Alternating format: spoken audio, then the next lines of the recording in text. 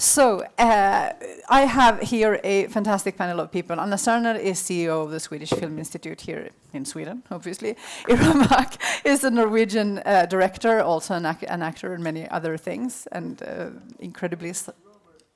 Pardon? First winner of a Danish Robert. And a first female win? That's not me. No? But for Norway? In Norway, winner of a ton of awards of all kinds. Not that specific one, though. Rhys Ernst is also a director and a producer here at the festival with Adam, and from the United States. And Bérénice Vincent is a sales agent, one of the co-founders of Totem Films in France, and also one of the co-founders of the Collectif 50/50. I'm sorry that I'm just not going to be able to say the numbers in French today. It's too much. And I'm just going to start by letting all of you answer the same question, which is, here we are in 2020. How far along are we? And first, for context, Anna, you get to begin, because the Swedish Film Institute became an organizing voice for the gender equality movement in global cinema with this 50/50 by 2020 initiative already some years ago. And it's taken many forms over the years, including, of course, the festival initiative. Now here we are in 2020. How are we doing? We are doing better. We are not there, of course, but I really think that there has been so many improvements, and I think it's very encouraging that this is a global phenomena right now. And we who have been here for a week or something, last weekend we had a lot of discussion about what films are screened on the cinema. You had your presentation, and I think that my impression really was that for everyone realizes that, of course, we need to work with gender equality and diversity. Can we please get on to the stories? Can we please talk about the content and the stories you're telling and the stories that the audience wants to see, whatever platform it is, but really to make gender equality or diversity a thing that we believe is a problem, that's past time. And I think that there was a big agreement that it has been moving on. But I've been interviewed today by a lot of journalists because they're here on the festival. And for me, it's been really clear what has happened during this elapsed time. We started the counting, which we did in 2012. And we started to communicate the numbers and to communicate the target, which was 50/50. And then after that, the discussion came up and everybody realized that, wow, there is a problem. And people started to speak up. We had a big movement in Hollywood, like Cate Blanchett started to speaking, Emma Watson, Meryl Streep, which made a big movement. And then Harvey Weinstein happened. Yeah. And I'm pretty sure that if Harvey Weinstein had happened 10 years ago, he would still be running his office and nothing would have happened. But the awareness had risen so much that he couldn't really do that. And he was kicked off pretty brutally. And then the Me Too movement came. And the Me Too movement really had the help of Harvey Weinstein, but as well helped the awareness to raise even more. And then the pledge came. Yeah. And the pledge has really, because the festivals are such gatekeepers of what is quality, so they can really determine what content do we want to look at. And when you started the pledge and the people in the festival really started to sign off not to have 50/50 in selection, but 50/50 in the jury. I think that now we can really see that it's a global aspect, everybody knows it, and it's a really big progress if you compare it with just 10 years ago. Agreed. But is that the whole answer, Iram? How well are we doing? Well, yeah, I think we are doing better. I remember 10 years ago I had a short film and I went around to different producers. They liked the script, but they didn't want to make it. It was too girly. And I don't think I will get that kind of answers today. But I think of course it's important to have this diversity, so we can see different kind of stories from different kind of people. And I think we have to. I hope for the future that we will see also a change of how we produce things, so it's more family friendly and health friendly. So it's possible to sustainability inside the industry, yeah, in the so workplace. It's possible to make things and have children and to have to be older in this industry. It's a very young industry. So, but that's like a. I mean, this panel is not about that, but I think it's important to think about that too, because I want to stay in this industry. I want to make movies and tell stories, but also I want to grow old in a normal way and have a personal life on the side. And I feel like that's also been maybe a reason why people haven't chose to go into this industry. When you're as old as Scorsese, will you still be making movies? Sorry? When you're as old as Martin Scorsese, will you still be making movies? I hope.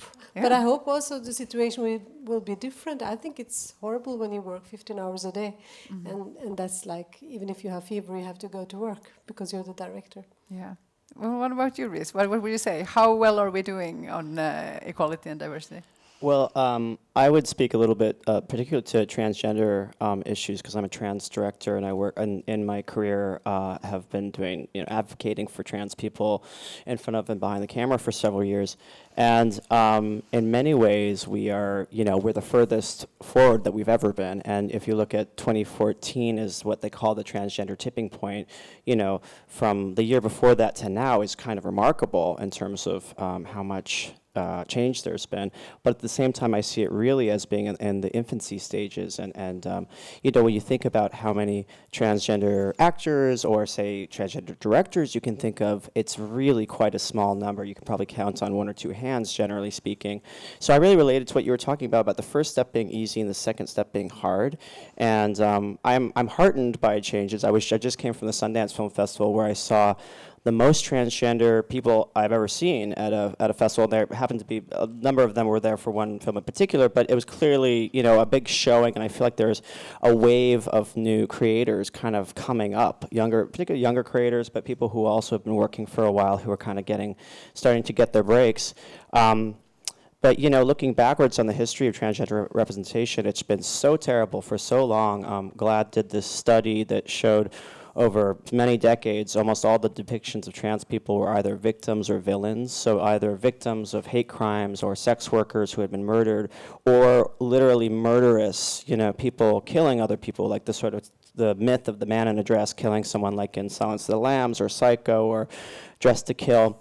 And it's no coincidence that outside of the screen, the circumstances for transgender people are really quite dire still. And there's been studies that show that most people think that they've never met a transgender person. In fact, most people think, the more people think they've seen a ghost than met a transgender person. There's statistics. Wait, more people think that they have seen a ghost than met a transgender person. Than that they have met the transgender person. And they might be wrong. They might have actually met a transgender person and not realized it. Probably. But also, they might be wrong about the ghosts. That's true also. Yeah.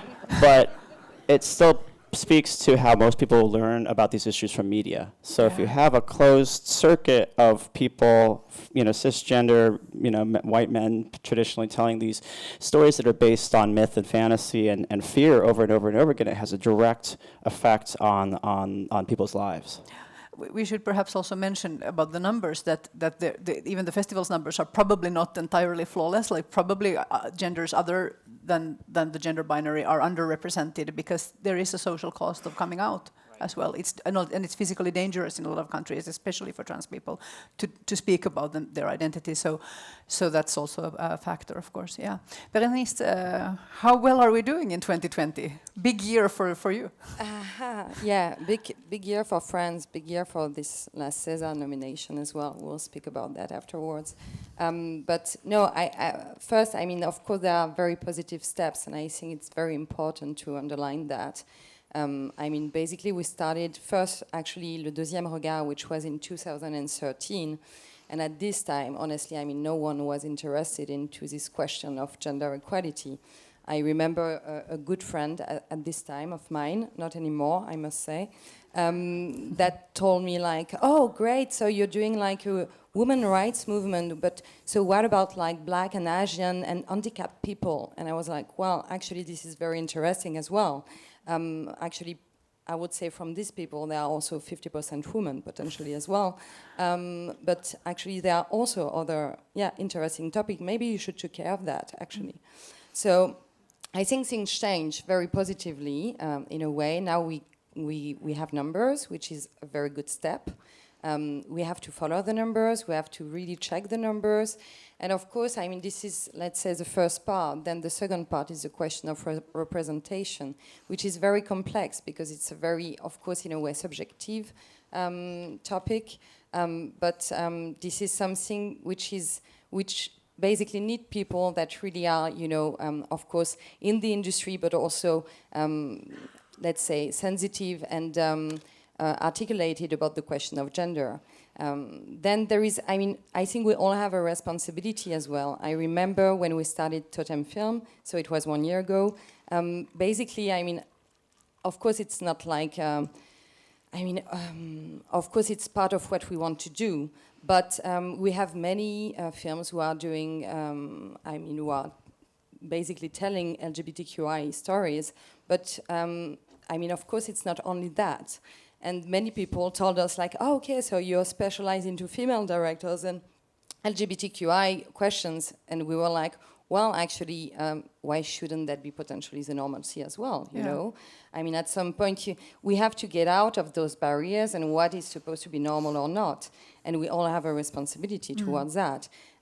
So, I mean, things are going well, but not so well neither. Okay, but let's try, and that's Anna suggested that the feeling in the industry here this week, especially because we've been seeing such a fantastic diverse slate of content this week as well, in the market as well as in the festival, is that we're doing pretty well. Like we've solved gender equality, at least with the directors. That's not what I meant. No, but we're doing pretty well. So like, okay, but let's just get like a yes/no answer, or as short as you can.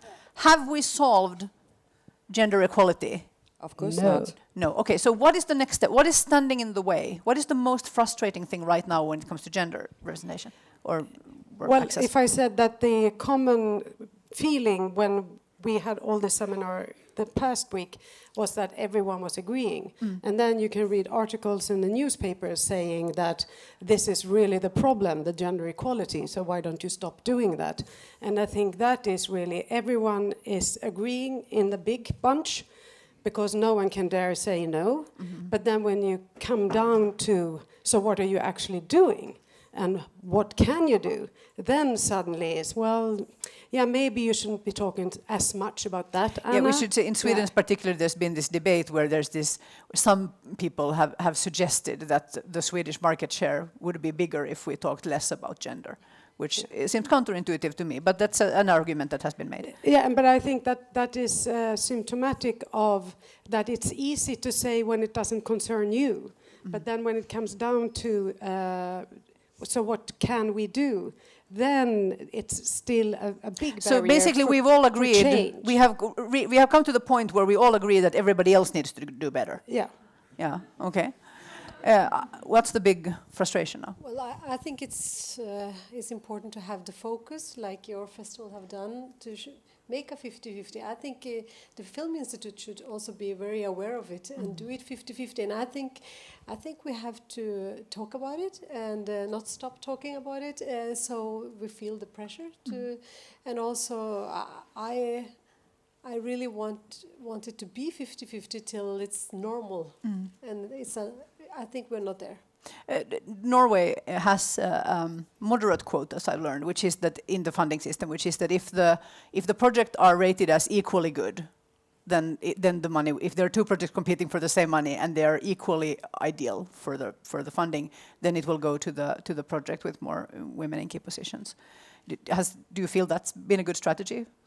Yes, I think all strategies that goes for 50-50 is good strategies. Yeah, that's fair. Should we, Bérénice, you guys have worked with the CNC in France on getting A bonus, yes. a bonus. So just to check that I'm right on this, my understanding is that if you get public funding in France, there's now a bonus that kicks in on top of the funding if Yeah, there are women in exactly. key positions. How does that work? Well, it's regarding some key positions Yeah. like DOP, chief editor, etc. And basically, we're counting the women in order to make sure that there is a key crew that is not only men. And you get, actually. is it 15%? It's 15%. It's a lot of yes. money. Yeah. Yeah. Yeah. I mean, that's, I wouldn't. I mean, it's more complicated than that, but basically that's the idea. yeah. Okay, Rhys, what are you saying? What's the frustration right now? I mean, I think there's two things. One is just time. I mean, this is me being an optimist, but and looking at the trans movement in media. I do think of gay and lesbian media in the 90s and sort of seeing the trans movement in terms of media representation in kind of a similar place, although it's not exactly the same. But if for years and years it was victims and villains, now the next phase is saint. So now there's a pressure, and this is another thing that's come out of GLAAD's research, but that you can depict transgender person, but they have to be perfect. They can have flaws, which is again sort of somewhat of a dehumanizing strategy. And when I think about the Tom Kalin movie Swoon that came out in 1991, which is about Leopold and Loeb, which is about two gay men who killed someone, and it was based on a true story, and a gay director did this sort of new queer cinema art house telling of it. It was actually really protested by people in the gay activist community because it was too soon to have a non-positive depiction. And I understand that that's a sort of phase of identity representation around identity politics that we kind of have to go through. But as an artist, I get personally a little impatient. So I want to get to the next phase. And now you can have Ryan Murphy show a gay serial killer on Versace, and it doesn't affect the way people think about gay rights because they've gotten that far. So I think white straight men, of course, can be good, bad, and every stripe under the sun. And when underrepresented people can also be complex and flawed in all these different roles, then actually, ironically, that's parity, but it takes time. Yeah. And I think also in that timeline, that's when we'll see more and more trans makers and creators kind of come in and gain access. So I guess that's the main thing is impatience. I wonder, because if you're right, and it sounds very plausible that there is a kind of timeline of representation. First you're only a monster, and then you get to be human, but then you have to be perfect so that everybody understands how human you in fact are, and only then can you be an actual human, which is every kind. But progress in the world is not evenly distributed. So all kinds of audiences, the audiences will be on different places in that timeline as well. And I don't know how have you approached this? For instance, with your films, Iram, when you've been portraying minority experiences in Norway, for instance, or globally, do you get attacked for being too positive, too negative in your portrayals? Yes, I do. Yes. I actually read something yesterday. It was an actress who I thought, like, wow, I should work with her. And then suddenly I started to read, she really hated my film and, because I portrayed my community or my family's community as something negative. So yes, I definitely hear negative thoughts too, but also a lot of positive. I think it's important to tell all kind of stories, and someone have to dare to do it. I remember before releasing the film, I was very, very nervous. I was afraid to be killed, but it was taken very well in front of what I expected. Just because there are a lot of people who work with film in this room who have never actually literally been afraid to be killed. Could you spell out why you were afraid to be killed? Oh yeah, well, it's a film inspired by my own experience. I was kidnapped by my family to Pakistan when I was a teenager, so the film is about that. And I was afraid that someone would, or maybe my brother, would be very, very provocated by the film, and also the Pakistani community in Norway. But it didn't happen to be like that. People have moved on and they have changed since. I mean, the Pakistanis have been in Norway since 70s, so things are changing. And but someone have to speak up and tell these stories about these women who are controlled socially. We end up in strange situations because when you tell stories about difficulties and challenges connecting to minority experience, and especially internal conflicts within these groups, you can end up attacked from the left, as the saying goes. So then people who are anti-racist will say, why would you make this kind of portrayal? Yeah. Because these things still are ongoing, and you of course had the exact same experience with Adam. Yeah. I just think it's important to tell these stories, even if it's not popular, and someone have to do it. I can't sit and wait. Yeah, Anna and then Bérénice. Yeah. But I think that's the one fantastic thing about art and culture is that it keeps the conversation going. So if it wasn't provocative for some people, then maybe it wasn't relevant to talk about at all. So I think that people have different views on. I mean, it's a very special thing to feel threatened by your life from your own family, of course, but there are so many stories that are stereotyped to be mainstream and then just reproducing the stereotypes for being afraid of provoking someone. And I think that the use of stereotypes can sometimes, of course, be an aesthetic choice. But on very many cases, I think it's just reproducing how very strange sound. But yeah. And I think we really need to work with this, how the content can avoid to be stereotyped when it doesn't have to. And I think taking up knowledge and having people advocating and counting, whatever you can do to raise the awareness, so the ones that don't want to be stereotypical, because there are very few that wants to be stereotypical, but they just didn't understand that that's what they were doing or didn't think about it. So I think it's a very important thing that we have the films that provoke. But this art form is so strange because on one hand we are telling these very deeply personal stories with this very high artistic ambition. On the other hand, there is a market logic to how the audience actually accesses that work. And I mean, I know I've just been literally speaking for an hour also about how, like, yes, of course, the business logic dictates that we need more diversity. But that's easy to say about Black Panther or, you know, something like that. Bérénice, what's your experience now placing a lot of specialized content in the market? Do you agree, is there actually a market film need for this? Do audiences really want to see the diverse content? What do you mean by specialized? Oh, but in this case, for instance, Sorry? Thank you. In this case, the art house content with, for instance, minority director or female-centric projects. Well, actually, I think one of the biggest issue we have nowadays is that we consider that having more women directing or telling stories would be less quality and less commercial potential, because that's not true. So, yeah, I mean, our experience, for example, with And Then We Danced, which portrayed a young man in Georgia discovering his homosexuality, was huge because above the question of LGBTQI rights, which is a very important question because, as you might know, the politics in Georgia is like a disaster regarding those rights, and not only in Georgia, of course, sadly enough. There was something much broader, actually, about finding your own way, your own truth, etc., etc. And no, I think there is something very interesting, again, about what is supposed to be normal, you know. I mean, I made a very very bad joke recently, because, so we're 3 women at Totem Film now, actually. No, actually 5 women, sorry. And a guy came to me and was like, oh, so you just hired a new producer, so a female producer. And I said, yeah, and I told him nothing. It was a bad joke, but still. We were searching for a competent man, but we couldn't find it, actually. And he was really looking at me as if I was totally crazy. And he looked at me and he was like, yeah, actually, it's the same problem with me. I'm looking for competent women, and I couldn't find them. And I was like, well, actually, my joke is funny because it's, you know, against normalcy. Your joke is not funny. You know?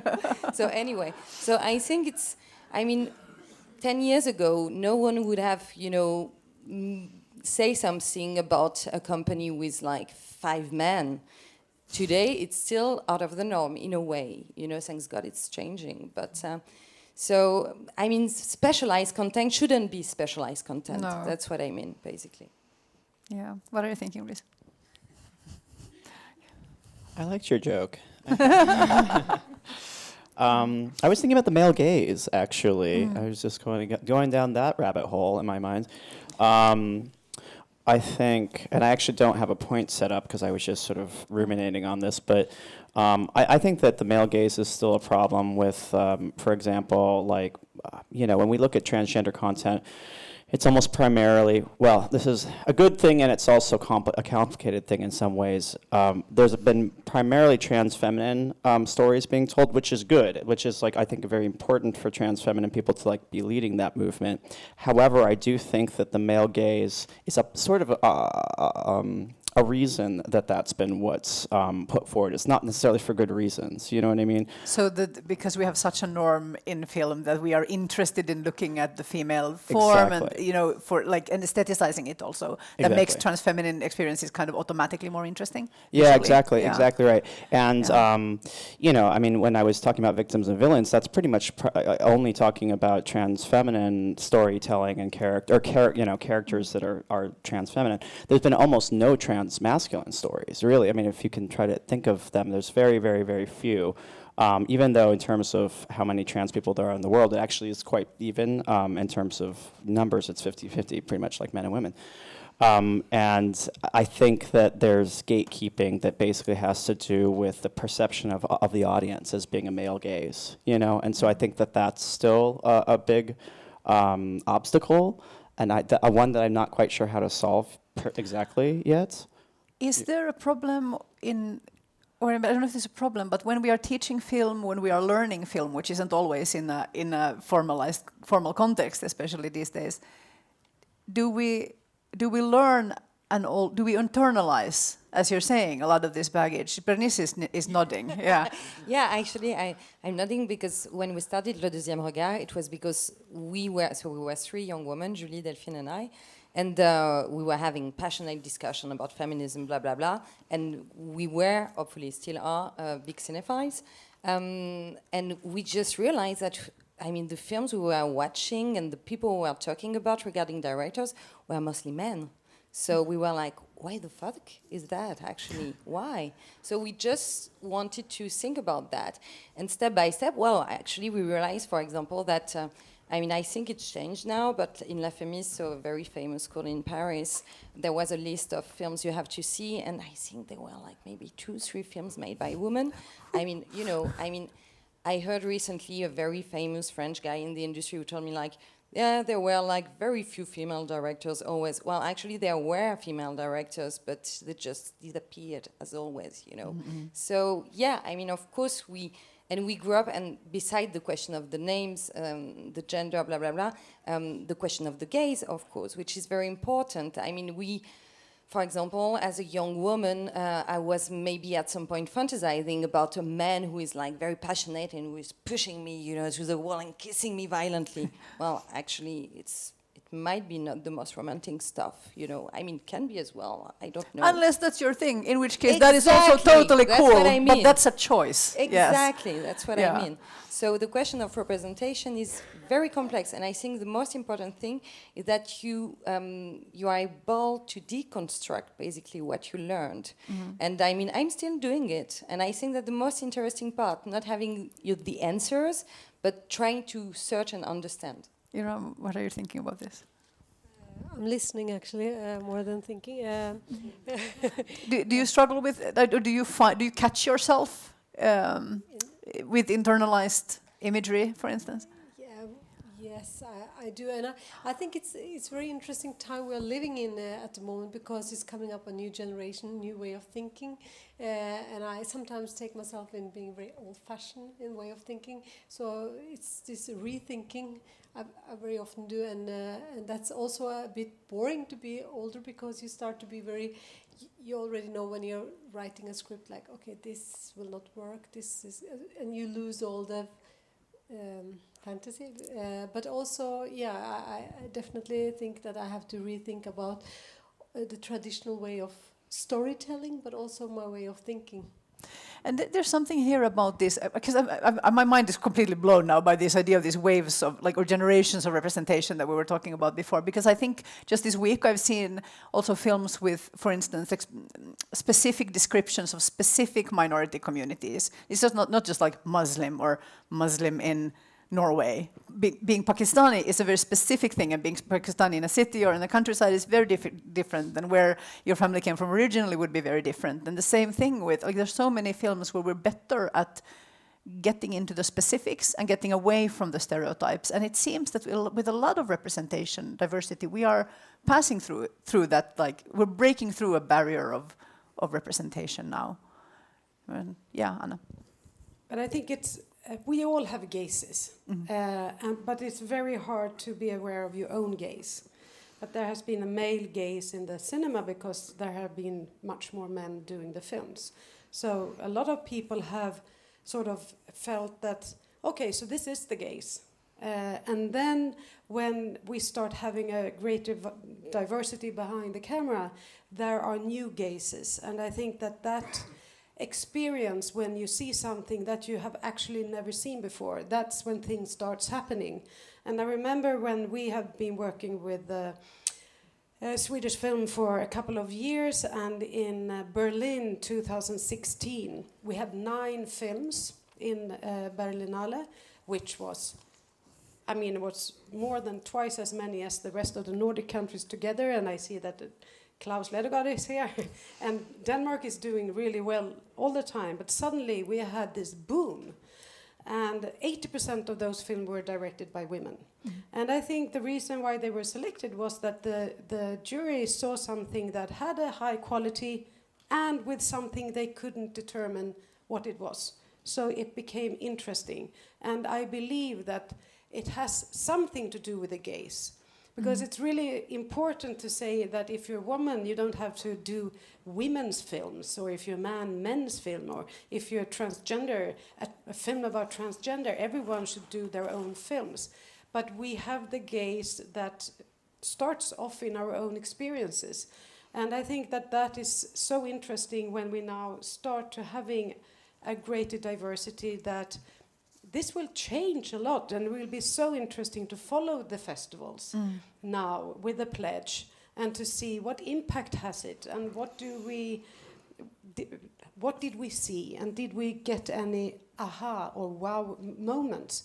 Because that's what it's all about, right? We don't want to go to see films that we know from the beginning what it is. Yeah, and this is again where it connects to the market logic in a way. In the TV Drama Vision, Christian Rank, who's a head of drama at the Danish broadcasting company, said, when I asked him for like one piece of advice to the industry, and especially people who will come pitching to him, of course, it was, tell me something true, tell me something I didn't know. And when you think about, like, the more you think, it's like a Buddhist, what is it called, like a koan. Like, the more you think about it, the deeper it becomes. Tell me something true, tell me something I didn't know. I like to let the audience in. Has anybody prepared a question, which you can recognize from the question mark at the end of the sentence? Right there at the back. Can we get a microphone up there? That's maybe not happening. Can you come down towards a microphone? I can shout it. Okay, you can shout and I'll repeat the question, yes. I wonder if you could tell me your opinion of what to prepare if in a dystopic world that might come quite early, political changes turn back this very good, I believe, development that has been in the cultural politics. Do you understand what I mean? Yeah, so how to prepare for it? Yeah, what Yeah. do you think? Because this is some kind of an interaction or Yeah. Okay, that's a really good question, and a heartbreaking question as well. As we are in a situation that is, again, reminiscent of the previous 20s quite a lot. Right now we have this moment of diversity and liberation, but there are also tendencies that want to turn back society, and big reactionary impulses. If we end up in the dystopias that we fear, if we have to live in those societies, what then? I actually just got a mail from a film producer and director that just wanted to say that thank you for the work you're doing. The the talk about stop doing the gender equality and diversity because of the fear of some right social conservative parties is like saying, okay, we have a problem here, let's talk about should we stop having women to get to vote because we seem to have a problem here. And I think that is, I mean, are we talking about something that is a problem, which gender equality and diversity is really human rights? In my opinion, we have to fight even harder to make things happen, because it will always go like this in all debates. And of course there will be backlashes, and of course there are parties that are now very provoked. But I think it's our assignment to understand that even though it's provocative, it's still right. And we can't stop doing things that is right just because we're afraid. And if we get a new government in Sweden, of course me and all other bosses of culture institutions, we wonder, what shall we do the day? And the only answer is stay where you are and fight. Yeah, Iram Haq. I totally agree with you. I don't have anything else extra to mention. I think we have to fight. And I grew up in a family where I was suppressed, and I feel like you have to fight for your rights, and it will not come a change if you don't fight for it. So situations like that, we just have to do as you were saying. At the same time, the fighting is costing some people more than others. You are putting yourself, you have to be braver than I have to be. You have to be braver to be an activist and to be visible, to make tell these kinds of stories in a darker time will be more dangerous. I mean, eventually it's going to be dangerous for all of us, but it starts, not everybody's in the front line. I mean, one thing that makes me think of is the Magnus Hirschfeld Institute in Berlin, which was sort of an institute for sexual studies, that unfortunately really was attacked and kind of perished under the Nazi regime. And it was really interesting because there was this momentary kind of queer utopian sort of huge leap forward in Berlin, but right before the Nazis came into power, in which trans people and LGBT people were really becoming respected, and it was this really interesting, very progressive moment that was happening that then was crushed by the Nazis.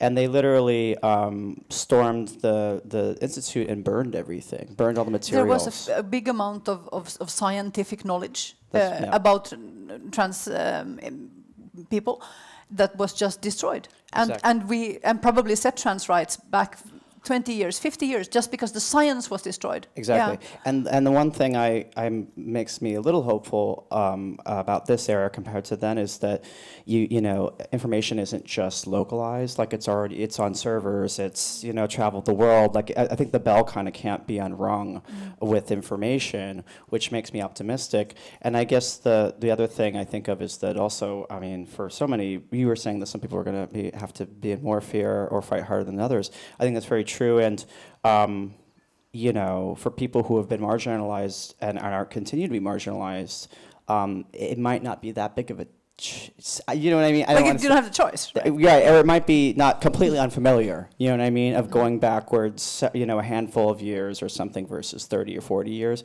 So that's not a very happy note to, I don't know if that's a helpful note, but I think we do have to. If you're, I don't know. There's a pride in the struggle, though, and it's like I think this. I was at a right after the Pulse nightclub attacks in the U.S. I was supposed to be on a float in Gay Pride in L.A. because I worked on Transparent as a producer, and we had this big float, and there was a bomb threat that morning at the Pride March, which was literally the next morning after the Pulse nightclub attack, and nobody knew what was going on, and it was like, is there going to be a shooting? And it was one of the first times I felt scared for my life, going out, and I was like, should I not go and stand on this float publicly? And I decided to do it, and that I didn't want to be scared and cower, and that people have been fighting for their whole lives, and and maybe this is my time to step up and face that fear too. So I think we have to commit to that fight. Yeah, and it's interesting that again, think about the impact that Transparent has had, but then also just think about that is connected to real life humans in the real world have to go stand on a float also to fight together with the artwork, so to speak. Yeah, Bérénice, what are you thinking? Well, I'm thinking that it's true that the political situation is quite bad in many countries, and that is why also it's very important to create alliance and for example, and then within there still is a Georgian producer, Katie Daniela, and she was very brave for what she did in Georgia, and thanks God there was a main Swedish producer, Mathilde Didier, from French Quarter, and I think, they were a great duo, and when a country is going down, other countries have to be there as well. So, that can be a potential solution. It's definitely not the final. Oh, no, final words, because we're running out of time. So if you are the ones that are really have to fight with your life, what is the solution for us, the rest of us, to shut up because we are afraid, or to fight even harder for the minorities?